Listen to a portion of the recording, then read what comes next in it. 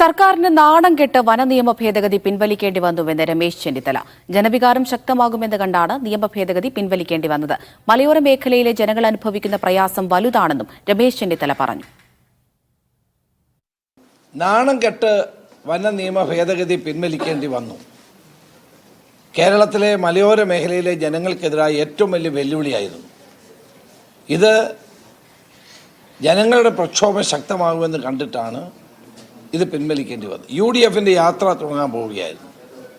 അപ്പോൾ ജനവികാരം ശക്തമാണ് എന്ന് മനസ്സിലാക്കിക്കൊണ്ട് നാണം കെട്ട് ഇത് പിൻവലിക്കേണ്ട ഗതികേടാണ് കേരളത്തിലെ മുഖ്യമന്ത്രിക്ക് ഉണ്ടായിട്ടുള്ളത്. നേരത്തെ അദ്ദേഹം വനംവകുപ്പ് മന്ത്രിയോട് പറഞ്ഞത് ജനങ്ങളോട് വിശദീകരിക്കാനാണ് പറഞ്ഞത്. എന്നിട്ട് എന്തുണ്ടായി? ഇപ്പോഴെന്തിനു പിൻവലിക്കുന്നു? അപ്പോൾ പിണറായി വിജയൻ എന്ന മുഖ്യമന്ത്രി മുന്നോട്ട് വെച്ച കാല് പിന്നോട്ട് വലിക്കുന്നു. അപ്പോൾ ജനങ്ങളുടെ സമ്മർദ്ദമാണ് ഇതിൻ്റെ പ്രധാനപ്പെട്ട കാരണം. തന്നെയുമല്ല, വനമേഖലയിലുള്ള ഒരു പ്രശ്നത്തിനും ഈ സർക്കാർ മുൻകൈ എടുക്കുന്നത്. ഞാൻ പറഞ്ഞല്ലോ,